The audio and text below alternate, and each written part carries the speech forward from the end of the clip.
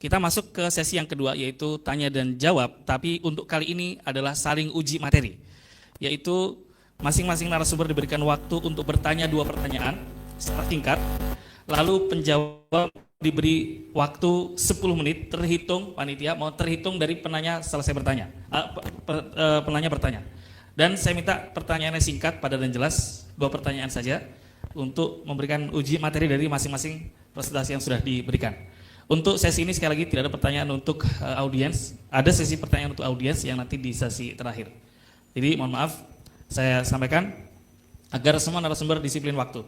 Terima kasih. Silakan pertama kepada Ustadz Nababan.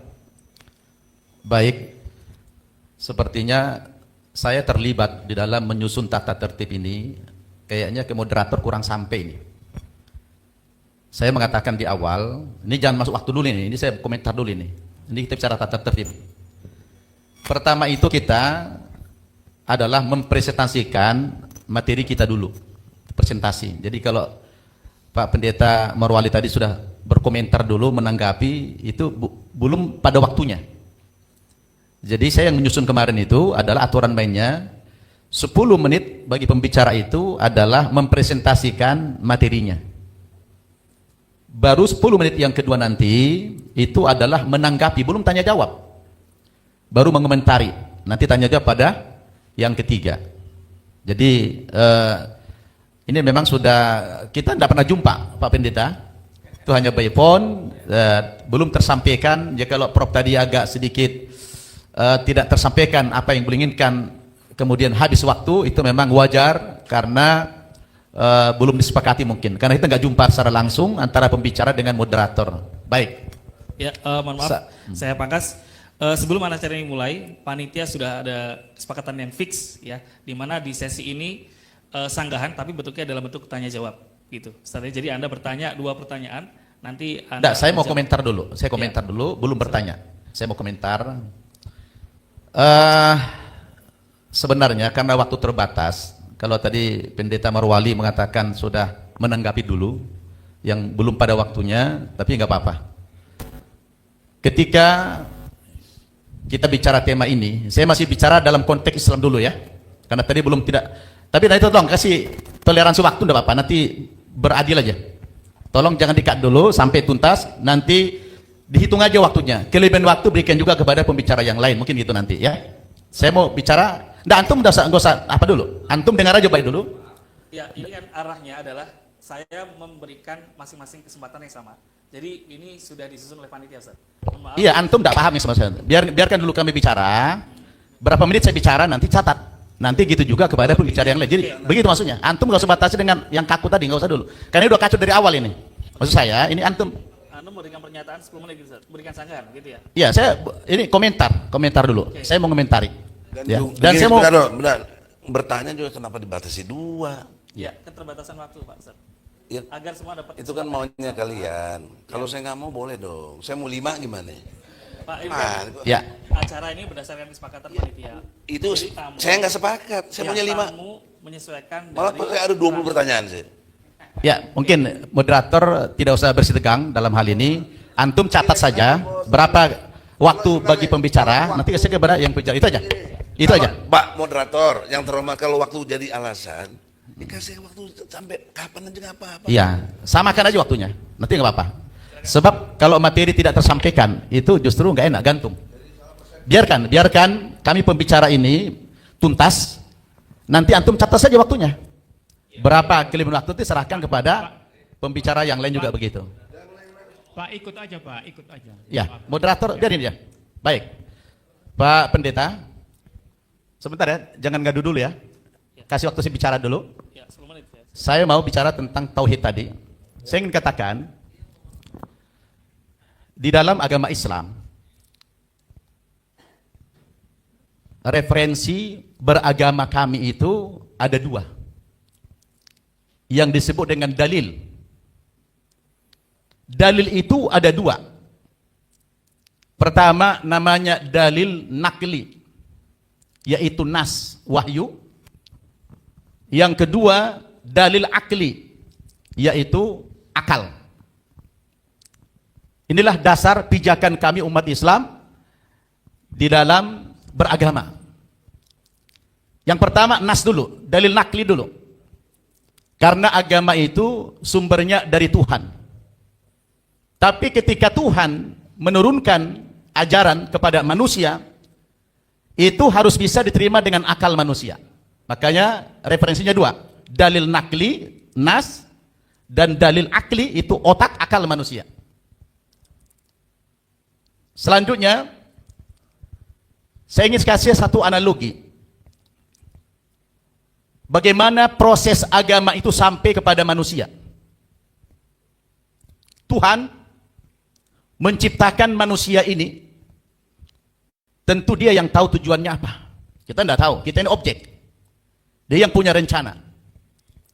Tapi rencana Tuhan apa? Kalau dalam Al-Quran dikatakan, وَمَا خَلَقْتُ الْجِنَّ وَالْإِنسَ إِلَّا لِيَعْبُدُونَ. Tidak akan menciptakan jin dan manusia kecuali untuk beribadah kepada Allah.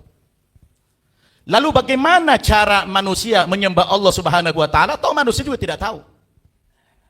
Manusia tidak tahu. Karena kita ini makhluk yang pasif. Kita diciptakan oleh Tuhan. Ketika Allah menghendaki menciptakan makhluk yang bernama manusia khususnya, tujuannya dalam rangka untuk menyembah Dia, maka secara otomatis juga Dia menurunkan pedoman, menurunkan petunjuk bagaimana tata cara menyembah Dia. Itulah yang kami sebut dengan dalil nakli, itulah nas, itulah wahyu. Lalu bagaimana proses agama sampai kepada manusia itu? Apakah Tuhan, Allah itu datang kepada manusia secara keseluruhan? Tidak.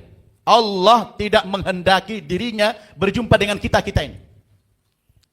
Tapi Allah Subhanahu wa taala harus sampai ini konsep. Maka Allah Subhanahu wa taala memilih di antara hambanya itu yang paling super, paling bagus. Itulah yang kami sebut dengan nabi atau rasul. Jadi wahyu itu sampai kepada nabi dan rasul. Pertanyaannya, apakah Tuhan juga langsung jumpa dengan nabi dan rasul? Pakai perantara lagi, yaitu melalui makhluk yang namanya malaikat. Jadi Tuhan mengatakan, wahai malaikat, sampaikan wahyu ini kepada hambaku, nabi ini, nabi itu, yang wahyu ini dijadikan sebagai pedoman kepada umat manusia. Jadi begitulah proses sampainya agama kepada manusia. Saya kasih analogi supaya kita bisa benar. Katakan pabrik Toyota memproduksi mobil, katakan dulu Innova. Pabrik Toyota memproduksi mobil Toyota. Tentu yang tahu siapa? Ini pasif, yang tahu adalah yang memproduksi. Maka ketika pabrik ini memproduksi mobil Toyota tadi, mobil Innova ini, langsung dia bikin manual booknya, ya, buku aturan. Dia jelaskan ini mobil Innova adalah buatan pabrik Toyota, mesinnya sekian silinder, bahan bakarnya bensin misalnya, cara penggunaannya begini, onderdilnya ini dan itu. Siapa yang tahu menjelaskan ini? Adalah pabrik yang membuat. Innovanya tidak tahu menahu. Nah, sekarang kita katakan membeli mobil Innova. Orang yang membeli mobil Innova ini, dia wajib membaca manual book dari yang membuat Innova itu. Dia wajib membaca itu. Oh, mobil ini namanya Innova, sekian silinder, bahan bakarnya bensin. Coba kalau kita memiliki mobil Toyota merek Innova, tapi kita tidak membaca manual booknya, lalu kita sembarangan, kita mengambil manual book dari pabrik yang lain, yang tadinya mobil ini bahan bakarnya adalah bensin, lalu kita isi solar, apa yang terjadi kepada mobil ini? Mobil itu akan hancur mesinnya dan tidak bisa berjalan. Kenapa? Tidak sesuai peruntukannya, tidak sesuai dengan petunjuk yang diturunkan, yang dibuat oleh sang pembuat kendaraan tadi. Begitulah manusia ini. Manusia itu yang bikin Tuhan. Maka Tuhan ketika sudah ciptakan manusia ini, dibuat manual booknya. Manual book itulah namanya wahyu, atau kita bilang kitab suci. Maka manusia ini wajib mengikuti manual book yang dibuat oleh Tuhan. Jangan ambil dari yang bukan dari Tuhan, nanti akan hancur. Maka oleh karena itu, dalam pandangan agama Islam, kita beragama itu referensinya dengan dua dalil tadi. Tidak boleh ada akal. Tadi pendeta Morwali lebih banyak bicara tentang akal. Tidak boleh akal lebih tinggi daripada wahyu. Tidak boleh akal lebih tinggi daripada referensi dalil nakli. Tapi dalil nakli ini disesuaikan dengan akal. Bahwa tidak semua konsep itu logik, masuk akal. Kenapa tidak dilepas semuanya harus logik? Nanti takut manusia sombong. Benar nggak? Takut manusia sombong. Maka ada pembatasan-pembatasan. Ada hal-hal yang harus akal itu berhenti. Contoh misalnya dalam Islam. Orang mau sholat, wajib berudu pakai air. Ketika tidak ada air, Tuhan perintahkan orang Islam bersuci menggunakan debu. Tayamum namanya, menggunakan debu. Secara logik, pertanyaannya, apakah debu itu membersihkan? Tidak. Nah di sini otak harus berhenti. Itulah namanya pembatasan. Peristiwa Isra Mi'raj misalnya, itu tidak logik. Tapi di sini akal manusia harus berhenti kembali kepada iman. Tapi jumlah yang semacam ini tidak banyak. Paling sekitar 5-10% saja yang irasional. 90%-nya ajaran agama itu harus rasional. Maka ad-dinul akal, agama itu masuk akal. Kembali kepada tema tauhid. Nanti Tritunggalnya sudah dibahas dalam perspektif logika. Pak Pendeta sangat mudah memahami konsep tauhid dengan akal. Tauhid itu satu. Anak kecil pun yang tidak dewasa memahami kalimat satu itu tidak rumit. Tidak rumit, ya satu ya satu. Tidak perlu ada tafsiran-tafsiran yang bermacam-macam. Ya satu dengan dua pribadi, tidak perlu. Atau tiga pribadi, tidak perlu itu. Mudah sekali memahami konsep tauhid secara akal. Contoh begini, sederhananya. Di dunia ini Pak, di dunia saja, kalau kita naik bis, coba antum bayangkan kalau supir ada dua, apa yang terjadi? Supir satu, celaka kita nanti. Dalam negara, bermasyarakat, presiden ada dua atau tiga, apa yang terjadi? Hancur. Maka bahasa Al-Quran apa? Lau kana fihima alihatun illallah lafasadata. Seandainya ada Tuhan di langit dan di bumi banyak, maka yang terjadi kehancuran, kata Allah Subhanahu wa taala. Jadi konsep tauhid itu logik. Cuma satu yang memimpin. Kalau sampai ada dua Tuhan, tiga Tuhan itu hancur. Ya. Oleh karena itulah di dalam agama Islam kita dianjurkan berdialog. Biar Bapak Pendeta tahu, ada perhatian khusus kepada orang Kristen dalam Al-Quran. Saking pentingnya dialog itu. Kenapa? Karena kita berangkat dari satu akar sumber yang sama tadinya. Kita dari Abraham. Sumber kita dari Abraham. Maka Allah katakan dalam Al-Quran, surat Ali Imran ayat 64. A'udzubillahi minasyaitonir rajim. Qul ya ahlal kitab ta'alau ila kalimatin sawa'in bainana wa bainakum alla na'budu illallah wa la nusyrika bihi syai'a wa la yattakhidha ba'duna ba'dun arbaban min dunillah fa in tawallaw faqulu syahadu bi anna muslimun. Oh ini luar biasa, bahasa Quran bahasa yang indah. Katakan ya Muhammad, wahai ahli kitab. Siapa yang dimaksud ahli kitab dan apa pengertian ahli kitab? Ahli kitab itu bahasa Arab. Ahli artinya golongan, kitab artinya kitab suci. Jadi kalau ahli kitab adalah golongan yang mendapatkan kitab suci. Karena kami umat Islam percaya adalah orang Nasrani, orang Yahudi tadinya pernah mendapatkan kitab suci. Maka dalam mukadimah saya tadi kalau antum pahami kalimat saya, alladzi anzalal at-taurata ala Musa wa anzalat zabura ala Daud wa anzalal injila ala Isa wa anzalal qur'ana ala Muhammad alaihi wassalatu wassalam.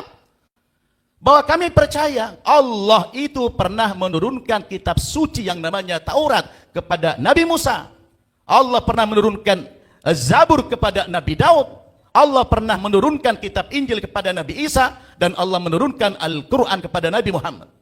Tapi dalam perjalanannya ketika kami koreksi itu Alkitab. Kalau Al-Quran mengoreksi Alkitab, yang di dalamnya ada Taurat, Zabur, dan Injil, wajar. Kenapa? Al-Qurannya datang belakangan, mengoreksi yang terdahulu pantas. Tapi antum tidak akan pernah menjumpai dalam Bible koreksi terhadap Al-Quran. Kenapa? Karena Al-Quran belum ada. Oleh karena itulah, Islam ini sangat mementingkan dialog. Maka dialog itu dilarang, kita berdialog dengan cara yang baik. Tidak boleh dialog dengan cara baik, dilarang Al-Quran. Tapi kita berdialog dengan cara yang terbaik, apalagi yang buruk. 2 menit Ustaz. Baik saja tidak boleh, apalagi yang buruk. Maka pilihannya yang terbaik. Karena tujuan dialog apa? Dialog ini, saudara, adalah dalam rangka menyampaikan konsep agama kita kepada orang lain. Itulah tujuan daripada dialog. Konsep agama kita harus sampai kepada orang lain. Nanti, apa kata Allah? Ta'alau ila kalimatin sawa'im bainana wa bainakum. Wahai saudara-saudaraku ahli kitab, marilah kamu semua kembali kepada satu kalimat saja. Yang tidak ada perbedaan kami dengan kamu dari dulu. Karena semua nabi-nabi mengajarkan hal yang sama. Intisari ajaran Nabi apa? Tauhidullah, mengesahkan Allah Subhanahu wa taala. Maka kata seruan Al-Qur'an, Allah na'budu illallah. Saudara-saudaraku, jangan kita menyembah kecuali hanya kepada Allah yang tanpa embel-embel. Wala nusyrika bihi syai'a. Jangan mempersekutukan Allah dengan sesuatu, membuat tuhan-tuhan tandingan. Wala yattakhidha ba'duna ba'dun arbabam min dunillah. Dan jangan menjadikan tokoh-tokoh agama kamu sebagai Tuhan selain Allah. Ini kami sampaikan, fa in tawallau, kalau kamu berpaling daripada seruan ini, kamu tidak mau diajak kembali kepada yang benar ini, faqulu syahadu bi anna muslimun, katakan kepada mereka, kami tetap konsisten beragama Islam. Ya. Jadi, Cukup Ustaz. tauhid, sebentar. Ini antum belum paham juga dengan bahasa saya tadi. Sampai saya selesaikan dulu. Saya tanya Ustaz, Ustaz mau selesai berapa menit? Targetkan Ustaz. Sebentar. Ini sudah ada rundownnya Ustaz, nggak bisa dilanggar. Allah melarang itu. Aufu bil uqud. Aufu bil uqud. Sesuailah kalian dengan perjanjian yang sudah kalian sepakati. Ya, kita kan di sini karena sepakat Ustaz. Nggak bisa gitu Ustaz. Ustaz mohon maaf Ustaz. Jadi agar teman-teman di sini juga sesuai dengan karena di Baik, awal silakan. saya baca. Ya, terima kasih. Ustaz berapa menit? Cukup ya. Berarti sampai 16.52. Ya, silakan. Dari pihak Kristen. Ini maaf. Ini belum tanya jawab ya, masih komentar-komentar dulu. Menyempurnakan yang kurang kita.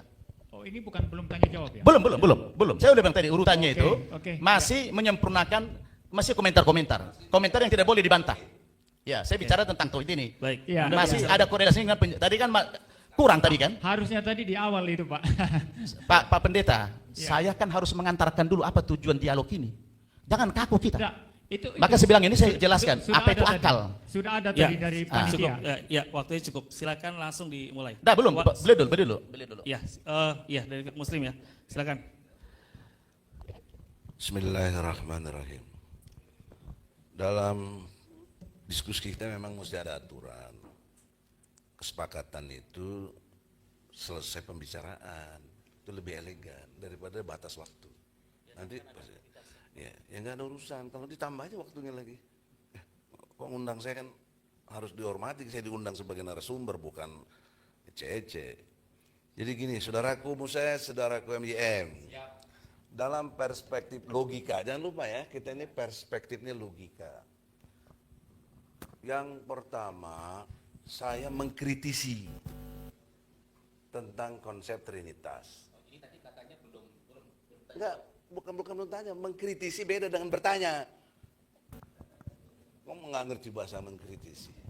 Kok catat aja kritisi dari saya, nanti pertanyaan lain lagi. Ada 30 poin tentang mengkritisi Tritunggal atau Trinitas ini. Supaya cepat ya. Yang pertama, mengacu kepada ajaran Trinitas ini dalam kekristenan menyatakan bahwa Tuhan adalah satu hakikat dalam 3 pribadi. Bapa, Anak, dalam hal ini Yesus Christ, dan Rohul Kudus. Itu yang disebut Tritunggal. Konsep ini seringkali dianggap sulit dipahami secara logis. Bahkan tadi MYM menjawab, ada yang nggak bisa diterangkan. Kenapa nggak bisa diterangkan? Ya karena nggak ada ilmunya. Jangan pakai alasan-alasan lain-lain. Kalau lu punya ilmunya, lu bisa terangkan. Jelas, tegas. Kau mendasari kepada Aristoteles. Pertanyaan saya, apa sih konsep Aristoteles itu yang kau maksud tuh? Iya apa? Tritunggal. Gimana pengertiannya? Kok nggak jelasin dari tadi? Apa rumusan dari si Aristoteles itu? Coba saya ini dulu. Kalau ini bukan belum tanya, ini mau konfirmasi aja. Ya, konfirmasi. Mikrofon saya. Ya, Ya. fokus aja. Anda memberikan penjelasan. Aristoteles berpendapat filosofis dia sebagai berikut apa? Ya, tadi saya sudah jelaskan. Saya bicara law of non-contradiction. Itu hukum Aristotelian itu dalam logik. Ya, apa jabarkan? Hukum identitas itu artinya A adalah A. Misalnya MYM adalah MYM. MYM tidak bisa adalah Egy Sujana. Itu hukum identitas. Hukum either or, itu hukum tidak ada jalan tengah, itu adalah kalau ada dua hal yang bertentangan secara mutlak, ya, dua hal bertentangan secara mutlak, tidak mungkin kedua-duanya itu sama-sama benar, ya, tidak mungkin. Pasti entah salah satunya benar, salah satunya salah, atau kedua-duanya salah semua. Itu Aristoteles. Either or. Ketiga, hukum law of non-contradiction, ya. Jikalau tikus, ini rumusannya begini, jikalau tikus itu masuk golongan binatang, golongan hewan atau binatang, ya, maka tikus itu tidak mungkin pada saat yang sama, relasi yang sama, pengertian yang sama masuk golongan tumbuh-tumbuhan. Ini namanya law of non-contradiction, dan saya sudah jelaskan tadi, itu Aristotelian. Oke. Belum lagi kalau kita bicara masalah silogisme, Anda menarik premis-premis lalu membuat kesimpulan. Itu, Ya. itu dimensi sosial Ya. politik. Ini Ya. dimensi yang trinitasnya aja atau tertunggal. Ya, iya itu. Jadi Udah sampai situ ya? Sudah clear ya? Udah jelas ya? Sudah clear. Identity tadi kan? Ya. Tidak boleh kontradiksi. Ya. Gitu? Jelas. A ya A mesti B, Ya. B dan gitu. Ya. Jelas? Ya. Konsisten ya? Ya, konsisten dong. Oke. Sekarang pertanyaan saya, menurut Anda berpikir itu apa? Berpikir ialah Berpikir itu ya kita melakukan aktivitas rasional atau aktivitas logis. Ketika Anda berpikir tidak logis apa aktivitas itu logis itu apa? Jelaskan. Aktivitas logis ialah sederhananya tadi sudah jelaskan tadi hukum identitas ada hukum. Jadi kalau saya berkata ya jelaskan. Sebentar dulu, saya Kalau jelaskan Anda dulu. mengerti berpikir itu, Anda bisa jelaskan. Saya jelaskan. Ya, makanya jelaskan. Kalau saya katakan ini adalah laptop, nah ini adalah sesuatu proses berpikir yang problem, yang ada masalah. Karena Menyatakan ini adalah HP. laptop itu nggak perlu berpikir. Ini laptop, saya nggak mikir. Ya. Apa yang berpikir dalam menyatakan laptop?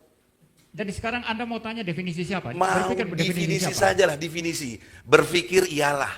Berpikir adalah beraktivitas secara rasional. Saya sudah menjelaskan. Penjelasannya apa aktivitas rasional? Ya itu tadi hukum Aristotelian tadi. Ando Membedakan, sebentar ya. Ah. Membedakan yang beda. Jadi hukum identitas ya. Kalau ini HP, ini berarti bukan tas. Hukum identitas membedakan yang beda. Jelas? Lalu kemudian yang sama Anda harus samakan. Itu berpikir. Secara sederhana itu dalam udah dalam paham saya. prinsip yang paling mendasar, Paham. paling fundamental itu. Anda kan- Tapi kalau Anda bicara Ya, nanti dalam udah dong. Kan saya udah jujur, udah jelas. ya. Anda tadi jujur mengatakan sering lihat video saya. Ya Iya. kan? Iya. Nah, definisi berpikir itu saya yang buat.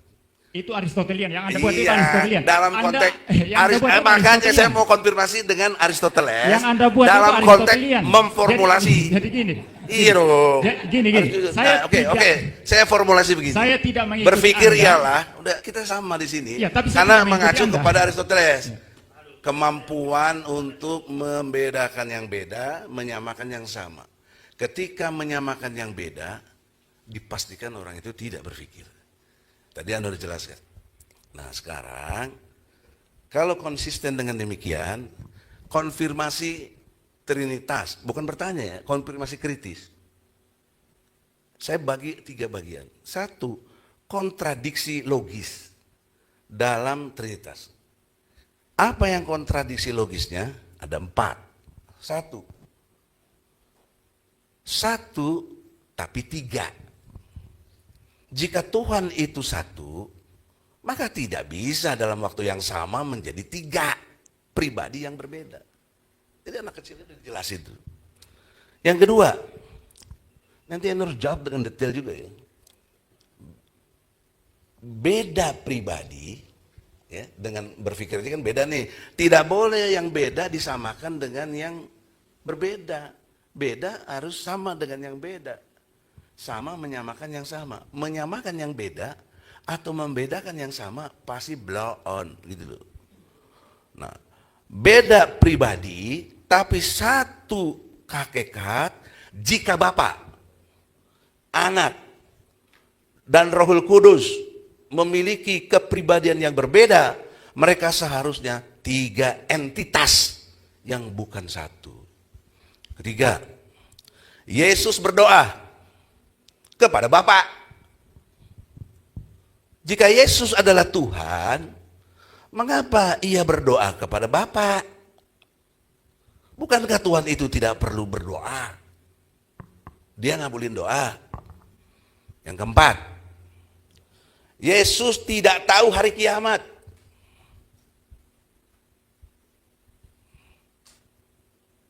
Yesus sendiri yang menyatakan bahwa hanya Bapa yang tahu hari kiamat. Surat Markus 13 ayat 32. Pakai kitab ente saya, nggak pakai kitab saya. Artinya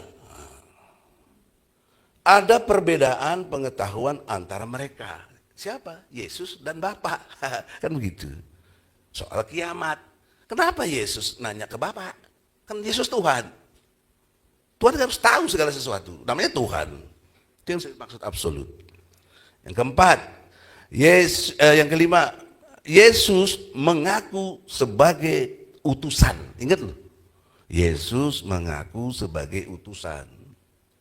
Yesus menyebut dirinya diutus oleh Bapa. Di mana? Yohanes 17 ayat 3. Semuanya ada, bos. Saya ini advokat, jadi dalil harus kuat, gak boleh omdo aja. Ya. Artinya di sini jelas di Yohanes 17:3 itu Yesus itu bukan Tuhan dong. Itu logikanya. Ini belum bertanya, bos, masih mengkritisi. Nanti pertanyaan ada 20. Benar, bos. Ya, enggak, tambah dong, kenapa alasan waktu? Kalau nggak bisa jawab, jujur. Profesor kuat nggak sampai? Jujur, bener Adil. Semua nggak tahu. Selesai. Yesus ini jujur loh, nggak tahu soal kiamat, dia tanya sama Bapak. Sebenarnya kami tuh pengen tahu apa tauhid itu, jelasin dulu kita mau ngapain ini, temanya kita bahas. Kalau gini, oke ya, ini Brother Moses, kalau Anda cukup cerdas, saya menjelaskan absolut, distinct, unik. Saya jelasin surat Al-Ikhlas tadi, itu tauhid. Cuma kalian ini nggak cukup cerdas memahami itu masalahnya. Udahlah, saya tidak bermaksud ya. Udah, kalau Anda nanya, Pak Profesor, kami kan. Begini. Kalau saya mengatakan Anda nggak ada 1001 alasan saya mengatakan Anda nggak cerdas. nggak Anda apa-apa, salah nggak satu apa-apa. Trinitas. Dengan ikhlas saya terima Egy tidak gini, cerdas. Tapi gini. apa argumentasinya? Jadi gini, saya ada argumentasi dari tadi. Udah, nanti belum waktunya dong. Kan saya masih, Ya. ya artinya konteksnya sekarang kan saya masih konteks waktu, belum tanya jawab. Maksudnya Pak mau Coba Pak Moderator dulu. Sebentar ya. Moderator, kembali ke moderator. Oke, Anda moderasi lagi soal tauhid. Selesaikan waktunya, semua harus sama, adil. Kanan atau kiri siapa tidak boleh. Oke, saya kan belum selesai. Ya, tapi Anda tidak disiplin waktu. Hah? Anda harus disiplin waktu. Itu ente bukan Tuhan, gue ngelawan lu. Ya udah jangan ngatur-ngatur lah. Mendingan kata lu jadi enak gue. Ngapain nih pakai moderator gini nih? Ah, kau ini. Oke, waktunya jalan terus. Oke, lanjut deh. Itu baru berapa? Nanti catat aja dulu lah. Pakai catat. Kalau nggak cukup waktu, tulis lah, bikin tulisan. Jawab yang jujur. Ya, ntar gue kirim. Ya. Yang selanjutnya, ketergantungan pada Bapa. Yesus berkata, aku tidak dapat berbuat apa-apa dari diriku sendiri. Yohanes 5 ayat 30. Ini menunjukkan bahwa ia bukan Tuhan yang maha kuasa. Yesus loh diakui di Yohanes. Kok beriman gak sama Yohanes ini? Yesus pernah lapar dan haus. Tuhan tidak memiliki kebutuhan fisik mestinya. Tetapi Yesus lapar dan haus. Matius 4 ayat 2. Juga Yohanes 19:28. Kalau saya nggak benar kau bantah, ini kitab kau nih. Saya bantah nanti. Yesus menyebut Tuhan sebagai Tuhan yang di kayu salib. Yesus berseru, Eloi, Eloi, la sabaktani, lama sabaktani. Lu kan bekas Kristen ya? Tahu. Markus 15:34. Markus 15:34. Artinya ia memiliki Tuhan. Minta tolong sama Tuhan. 10. Rohul Kudus adalah pribadi yang berbeda. Jika Roh Kudus adalah Tuhan, mengapa Yesus berkata bahwa Roh Kudus adalah utusan yang lain? Yohanes 14:26. Saya nggak ngarang. Nah, ini yang lanjutnya dalam konteks konfirmasi. Masalah dalam konsistensi kitab suci. Kan nanti bilang harus konsisten tadi. Perjanjian lama tadi disebut oleh Moses. Ada perjanjian baru. Di sini perjanjian lama tidak mengenal Trinitas, tidak ada. Boleh berdebat secara ilmu ya, jangan gorot-gototan. Perjanjian lama tidak mengenal Trinitas, tidak ada ajaran tentang Trinitas atau Tritunggal dalam kitab-kitab Taurat dan nabi-nabi. Nothing, nggak ada. 12. Aduh, hilang lagi. Tapi harus jelas ini, nggak boleh kita ngarang-ngarang kan? Dalilnya ada. Sabar. Saya udah bikin makalah, panitia udah dibagiin belum materinya tadi, saya udah suruh fotokopi itu. Kebagiin dong, biar peserta dengar juga, baca juga. Sorry. Teknis sedikit. Jangan dipotong waktunya ya. Allahu Akbar. Nah ini. Allahu Akbar. Salah pencet udah jadi agak lama nih. Iya faktor U, umur udah tuir kita 66 tahun nih. Cucu udah 9. Ya maklumnya aja, ente masih muda kan. Jadi yang selanjutnya ini, ya Allah, cepet ya Allah.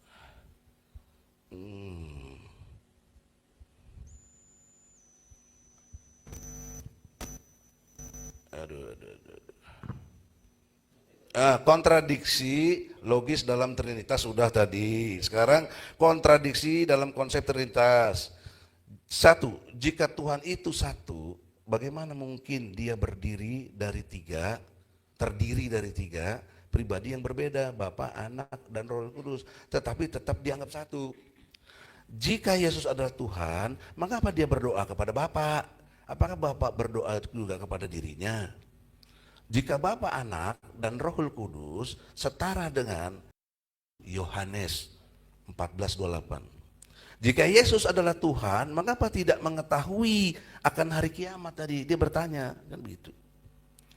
Nah sekarang kontradiksi peran. Saya ulangi, peran dan keberadaan Yesus. Yesus adalah Tuhan. Mengapa dia lahir dari seorang wanita, Bunda Maria, dan memiliki awal keberadaan? Bukankah Tuhan Maha Ada dan tidak berawal?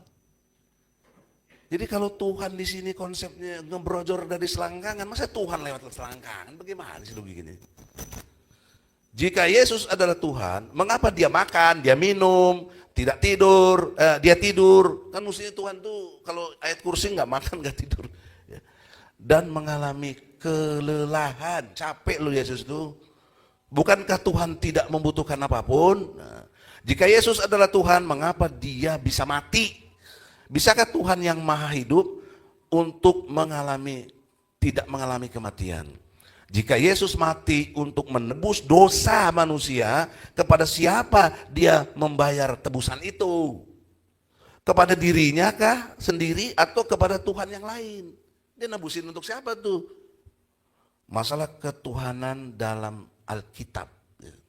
Mengapa dalam perjanjian lama Tuhan selalu digambarkan sebagai satu pribadi yang esa?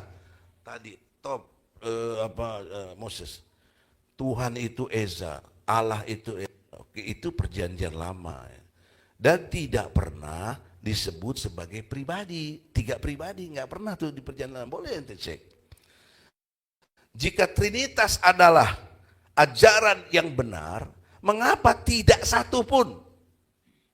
Everybody, catat baik-baik. Jika Trinitas itu adalah ajaran yang benar, mengapa tidak ada satupun para nabi dalam perjanjian lama yang mengajarkan konsep itu? Enggak ada. Mengapa umat Yahudi yang menerima wahyu langsung dari Tuhan tidak pernah memahami Tuhan dalam konsep Trinitas? Enggak pernah, mana ada. Mengapa dalam kisah para rasul, para murid Yesus tidak pernah mengajarkan konsep Trinitas secara eksplisit? Murid-murid Yesus nggak ada ngajarin Trinitas. Kemudian yang selanjutnya, mengapa Paulus, si Paul ini jangan lupa bos. Paulus yang menulis sebagian besar perjanjian baru tidak pernah juga menyebut Trinitas secara eksplisit dalam surat-suratnya. Masih ada 15 lagi. Ini baru belum pertanyaan. Oke. Sudah selesai ya? Saya infakin aja buat lu deh nanti. Capek deh. Nanti pertanyaan gue tanya lagi 20 pertanyaan. 100 juga nggak apa-apa. Waktunya sampai 2:20 ya. Biar sama nanti kita dari 24 sampai 2:20 juga. Dari kesepakatan semua narasumber, di mana jam 3 teng kita harus mengakhiri diskusi positif ini karena tempat ini sampai jam 3 saja. Jadi sesi ini menyangkut 4 hal komponen. Yang pertama adalah 30 menit sisa waktu untuk sanggahan atau melanjutkan presentasi yang kurang. Bagi pihak Kristen dibagi menjadi 2, bebas 15 menit. Kemudian sesi berikutnya adalah ada lagi 30 menit dibagi menjadi 4. Ya, yaitu masing-masing 7 menit setengah atau 15 menit Muslim, 15 menit Kristen, yaitu tanya jawab antar narasumber. Ya, hanya 7,5 menit atau 15 menit satu pihak Muslim dan satu pihak Kristen. Kemudian penonton hadirin semuanya, silakan disiapkan pertanyaannya. Anda diberi kesempatan waktu bertanya 40 menit. Bertanya kepada narasumber Islam maupun Kristen. Setelah itu masing-masing narasumber closing statement 5 menit. Begitu teman-teman ya? Baik. Kita lanjutkan kembali. Alhamdulillah di luar sana ada 600-an penonton yang nonton live acara ini. Yang mana ini kalau tadi terakhir 600, Prof. Artinya kalau dikumpulin di satu stadion ini sebenarnya yang datang banyak. Ya. Ya, saya salah. 2.600 yang nonton acara ini. Jadi kita jaga kondusivitas. Kita jaga juga bahwa ini adalah forum ilmiah. Saya kira itu pembukaan dari saya. Waktu kami persilakan 30 menit. Silakan panitia, timer jalan. Thank ya. Ya, baik. Tadi Pak Profesor Egy Sujana mengatakan bahwa Trinitas itu kontradiksi, berkontradiksi ya. Lalu kemudian juga mempertanyakan tentang Yesus Kristus, kalau dia Allah, mengapa dia makan dan lain sebagainya ya. Ya, mengkritisi. Ya, saya menanggapi kritikannya ya. Ya, bukan dalam konteks menjawab pertanyaan. Ya, jadi seluruh tanggapannya yang diungkapkan tadi itu merupakan atau keluar dari salah kaprah yang teramat sangat ya terhadap iman Kristen ya. Dan tidak satu pun daripada apa yang dikatakan Profesor Egy Sujana tadi itu merepresentasikan iman Kristen atau doktrin Kristen secara benar ya, seperti itu. Lagi pula tadi Pak Profesor itu membaca dari HP-nya, saya tidak tahu mengutip dari mana, mungkin dari AI, saya tidak tahu ya. Tapi saudara begini, ketika Profesor Egy tadi mengatakan Trinitas itu berkontradiksi, kalau satu ya satu, kenapa harus tiga? Kalau tiga ya tiga, mengapa harus satu? Kalau kita mau secara ketat menguji dari hukum logika ya, yang Profesor Egy sederhanakan ya, walaupun mungkin mengatakan itu adalah kesimpulan atau pernyataan beliau ya, tapi itu hukum logika Aristotelian, menyamakan yang sama, membedakan yang beda, itu pengejawantahan atau manifestasi yang paling sederhana dari law of non-contradiction, dari hukum logika Aristotelian. Nah, kalau kita memperlakukan logika Aristotelian secara ketat di sini, Kalau pakai istilahnya Pak Egy Sujana, menyamakan yang sama, membedakan yang beda. Trinitas sama sekali tidak terlihat sebagai irasional atau ilogikal. Sepenuhnya rasional. Yang satu itu apa? Substansinya. Yang tiga itu pribadinya. Jadi yang satu substansi, bukan pribadi. Yang tiga pribadinya, bukan substansi. Dari konteks substansi, Allah Tritunggal itu satu saja. Tidak dua, tidak tiga, tidak berapa. Tapi dari konteks pribadi, itu ada tiga pribadi yang berbeda. Bapa, firmannya yang kekal, dan rohnya yang kekal. Seperti itu. Nah, dari perspektif logika, yang mana ini yang bertentangan? Nggak ada sama sekali. Ya, karena kami bicara satu itu dalam konteks substansi. Kami bicara tiga dalam konteks pribadinya. Jadi tidak mencampur adukan antara substansi dengan pribadi. Kalau saya berkata, ini manifestasi dari hukum logika yang paling mendasar, ya paling sederhana. Ya. Kalau saya berkata, Allah Tritunggal adalah satu substansi, sekaligus tiga substansi, ini illogical. Ini berkontradiksi. Bagaimana mungkin satu substansi, lalu tiga substansi sekaligus? Ya, hadir di sini, tunjukkan kepada saya eksistensi mana yang bukan unity and diversity. Mana? Misalnya ini air minum, ini satu botol, betul satu, bukan dua Pak Pendeta. Saya aminkan bukan dua. Tapi yang satu di tangan saya ini, dia eksis mempunyai kemajemukan di dalam diri. Yang tutup botolnya bukan dasar botolnya. Kiri kanan tidak sama. Jelas ya? Jadi satu itu eksis selalu, dia mempunyai dimensi kejamakan. Maka dasar negara kita, saya berkata Bhinneka Tunggal Ika. Ya, itu mencerminkan prinsip unity and diversity. Dan istilah universitas itu, semua lulusan universitas ini. Pak Egy, profesor dapat dari Malaysia, kata, dari universitas di Malaysia. Saya ambil sedang penelitian PhD saya sekarang dari Theologische Universiteit Utrecht di Belanda. Sekarang, saat ini, masih jalan. Istilah universitas itu apa? University, unity, yang satu. Lalu kemudian ada versitasnya, dari diversity atau keragaman. Artinya, di dalam ilmu yang beragam, kita mencari kebenaran yang satu. Jadi, saudara, prinsip unity and diversity itu eksis di mana-mana. Saya tantang yang hadir semua di sini, termasuk Profesor Egy Sujana, eksistensi mana di dunia ini yang bukan unity and diversity. Ya, seperti itu. Nggak, masih waktu saya, Pak. Nanti lo jawab. Nggak, masih waktu saya, Pak. Masih waktu saya. Nanti ada, Pak. Ada waktunya nanti. Ya. Ya. Jadi unity and diversity itu yang logik. Nah, maka kalau kita berbicara Trinitas, Anda bisa berbicara dari prinsip unity and diversity ini tadi sangat-sangat sesuatu yang bisa dinalar. Walaupun saya tetap menegaskan lagi pada saat yang sama, Allah itu tetap dia transenden dan tidak mungkin kita memahami dia secara absolut atau mutlak. Ada wilayah yang transenden dari Allah itu, yang manusia itu tidak mungkin pahami secara mutlak. Maka sekali lagi Ustadz Nababan tadi bicara mengenai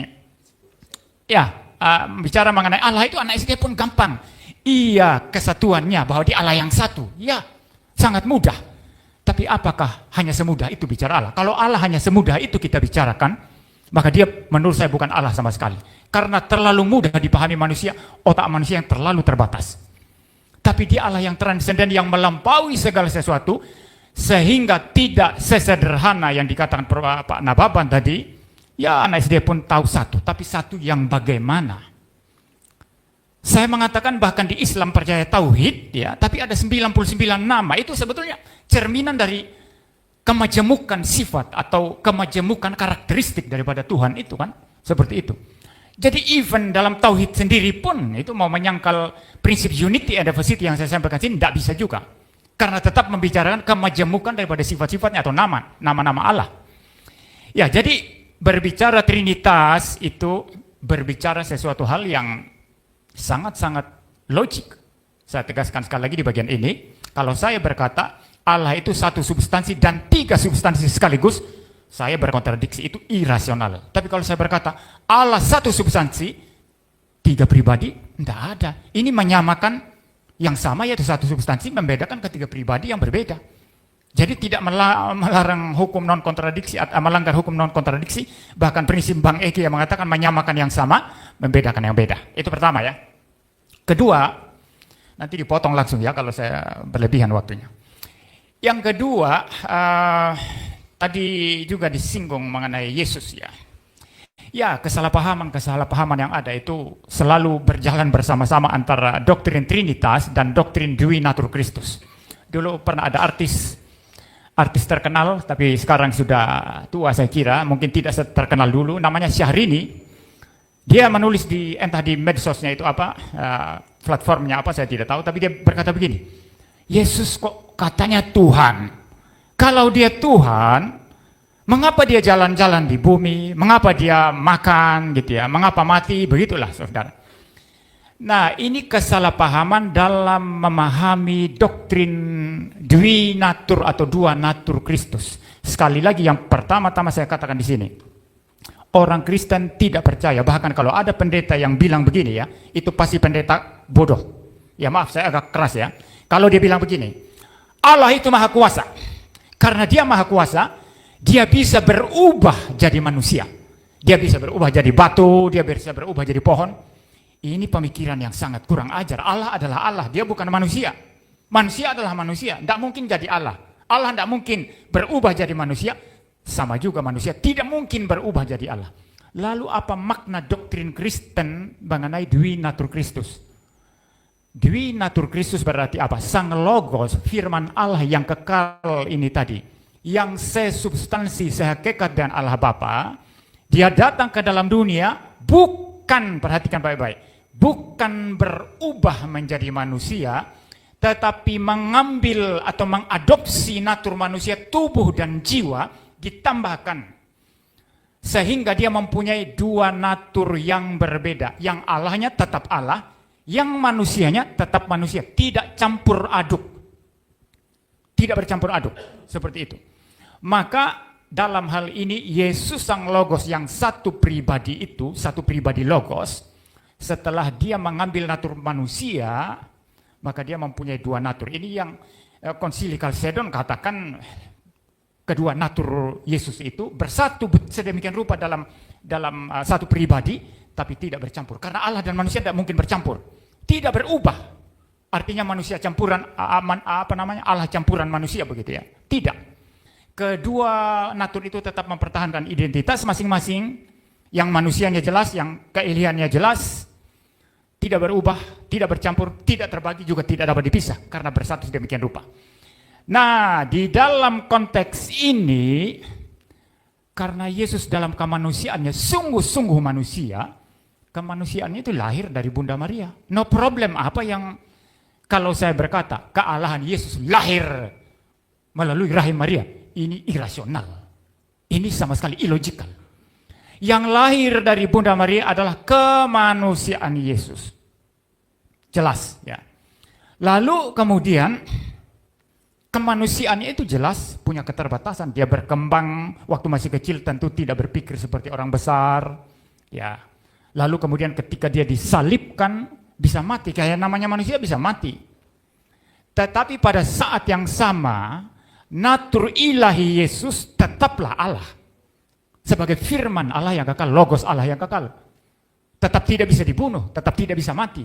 Maka orang Kristen berkata, Yesus itu karena kami percaya dia adalah dua natur ya, mempunyai dua natur yang berbeda dalam satu pribadi Logos, maka dia dalam natur ilahnya maha kuasa. Dia maha tahu, tapi dalam natur manusianya dia tidak maha tahu, dia tidak maha kuasa. Ya, dia tidak terbatas dalam natur ilahinya, dalam natur manusianya dia terbatas. Nah, doktrin ini kita uji sekarang. Sekali lagi ya, logika Aristotelian yang mungkin diklaim Bang Egy ya, tapi itu pemikiran Aristoteles itu ribuan tahun yang lalu, menyamakan yang sama, membedakan yang beda. Kami tidak menyangkal Yesus terbatas dalam kemanusiaannya. Siapa menyangkal? Kalau ada orang Kristen berkata, Yesus, kalau ada orang Islam bertanya kepada orang Kristen, Yesus itu kan terbatas, itu lihat di Alkitab itu dia makan, dia jalan-jalan. Lalu dia berkata, oh enggak terbatas sama sekali. Itu orang Kristen yang salah. Kemanusiaan Yesus terbatas. Tapi kealahan Yesus, natur ilahinya tidak terbatas. Ya, Jadi kalau kita uji dari logika Aristotelian, menyamakan yang sama, membedakan yang beda, enggak. Tidak ada yang irasional di sini. Kalau kami berkata dia maha kuasa, itu merujuk kepada kealahannya. Kalau kami berkata dia terbatas dan lahir dari Bunda Maria, kami merujuk kepada kemanusiaannya. Yang bertentangan dengan logika yang mana? Tidak ada sama sekali. Ya, itu kedua. Ya, jelas. Kita uji nanti dari logika Aristoteles atau dari prinsip menyamakan yang sama, membedakan yang beda. Waktu saya sekarang. Nah, yang berikut sekarang, tadi juga berbicara tentang kitab suci ya. Ustadz Nababan, Pak Egy Sujana juga kutip-kutip kitab suci Kristen. Saudara-saudara, di sini itu problem hermeneutik, masalah interpretasi. Anda melihat apa saja ini interpretasi. Anda datang melihat saya, oh ini MBM. Itu melibatkan interpretasi pikiran kita. Tidak ada yang tiba-tiba yang kita lihat langsung ngeplok masuk pikiran. Karena tidak langsung ngeplok masuk pikiran, masing-masing orang interpretasi, menafsir, maka tafsiran saya beda dengan Bang Egy. Ketika, Profesor Egy ya. Profesor Egy baca Alkitab. Tentu interpretasi beda dengan saya. Saya baca Quran dan Profesor Egy baca Quran. Interpretasi beda. Pasti beda. Karena melibatkan pemikiran kita masing-masing, bagaimana kita mengamati, menilai, mengevaluasi, bahkan menjudge apa yang kita lihat itu. Seperti itu. Nah, tadi banyak bicara tentang kitab suci Kristen. Banyak bicara tentang ayat-ayat Alkitab, lalu Pak Nababan juga tadi begitu, Bang Egy begitu, lalu memutuskan bahwa Yesus itu hanya manusia saja. Alkitabmu juga bilang begitu. Trinitas itu, nabi-nabi perjanjian lama tidak bisa bicara. Tetapi dalam menafsir sesuatu fakta, kita butuh ilmu. Kalau saya menantang sekarang, sejauh mana ahli Ibrani dan Yunani bahasa asli Alkitab, kedua pembicara Islam ini, nanti Pak Moses ya yang yang urusan dan itu. Jadi sama saja kalau saya mengambil Al-Quran lalu menafsir menurut saya waktu membaca, ini orang tidak berilmu. Nah, kalau saudara mengambil kitabnya Kristen lalu kutip-kutip ayat begitu lalu membuat kesimpulan sendiri, ini juga tidak berilmu. Karena membaca kitab atau teks apapun itu ada prinsip hermeneutik di baliknya, ada prinsip penafsiran di baliknya. Seperti itu. Jadi bagi saya tindakan ilegal ketika saudara bukan ahlinya lalu menafsirkan sesuatu teks yang bukan ahli saudara. Saya di dalam kekristenan, bidang saya dogmatika dan beliau ini bidang biblika. Ya. Dogmatika itu untuk berbicara mengenai doktrin, sejarah doktrin terbentuk, bagaimana doktrin itu bahkan nanti diaplikasikan, bahkan nanti relasinya ke etik, moral, ya. Itu bidang saya. Nah, saya yang studi bertahun-tahun mengenai hal ini, lalu kemudian ada seorang yang datang berkata, salah kamu Pak Pendeta, tulisan daripada Herman Bavinck atau Louis Berkhof ini, kamu salah tafsir itu Pak Pendeta. Dia tak pernah belajar ilmu dogmatika. Saya anggap bapak-bapak ini belum belajar ilmu teologi Kristen, membaca Alkitab bagaimana interpretasinya, lalu mengutip ayat-ayat Alkitab Kristen, ini adalah tindakan ilegal. Saya masih berapa menit? 12 menit. Oh, masih panjang ya. Oh ya, saya tambah sedikit lagi ya, sedikit lagi. Jadi, ya, setuju. Jadi, itu tindakan ilegal. Ya, nanti kita uji, Pak Moses akan menguji nanti, betul-betul bapak-bapak ini paham Alkitab apa enggak? Ya, saya pikir itu. Baik, terima kasih Pak Pendeta Muri. Jadi saya melanjutkan saja. Mungkin salah satu yang ingin saya lanjutkan adalah supaya juga umat memahami dalam kekristenan mengapa kok ada Tuhan atau Allah yang pada akhirnya berpribadi ikut dengan manusia Yesus. Karena dalam konsep keselamatan kami bahwa yang berdosa itu manusia. Maka dalam konteks kekristenan yang berakar dari Yahudi, kita melihat di kitab-kitab perjanjian lama, semua konsep tentang pengampunan itu ada korban. Dan setahu saya juga lanjut, kalau tidak salah, di umat muslim juga ada hari korban. Tapi yang menjadi pertanyaan, kalau yang berdosa manusia, kok diganti yang bukan manusia? Ini kembali kepada konsep kami tentang yang namanya Allah Tritunggal yang punya sifat-sifat, yaitu Allah yang maha kasih dan juga adalah Allah yang maha adil. Bagaimana Allah yang maha kasih itu, kalau dia cuma mengampuni saja, manusia yang berbuat dosa itu dibiarkan saja, tidak mendapatkan hukuman, maka bagaimana dikatakan bahwa Allah itu maha adil? Dan kalau keadilan Allah digantikan dengan korban-korban binatang, kok yang berdosa manusia dalam ilmu hukum, kok yang dihukum yang lain? Harusnya adalah manusia. Lalu pertanyaannya, kalau semua manusia berdosa, siapa yang bisa menggantikan manusia yang berdosa itu? Saya berdosa, Pak Muri berdosa, mosok punya utang akan bayar utang? Tidak bisa. Maka dalam kekristenan, mengapa harus ada manusia yang tidak berdosa? Sekali lagi, itulah wujud dari Allah yang mengasihi manusia. Dengan hadirnya manusia yang tidak berdosa, yaitu Yesus Kristus. Jadi logik dalam kekristenan, karena yang berdosa manusia, maka perlu, kalau Allah itu maha kasih, maha adil, perlu ada manusia yang tidak berdosa untuk menggantikannya. Ini menjadi sesuatu hal yang penting, karena dalam hal ini, maka kloplah, logiklah antara keadilan dan kasih itu ketemu. Kalau tidak demikian, sekali lagi, Prof. Egi, Prof. Hukum, bagaimana? Yang dihukum siapa ini? Misalkan begitu ya, ini logiknya kami dalam kekristenan. Mengapa kok diperlukan pribadi yang kedua tadi itu? Jadi ada urutan, ada alasan yang logis mengapa harus ada pribadi Allah yang kedua yang menjadi manusia itu.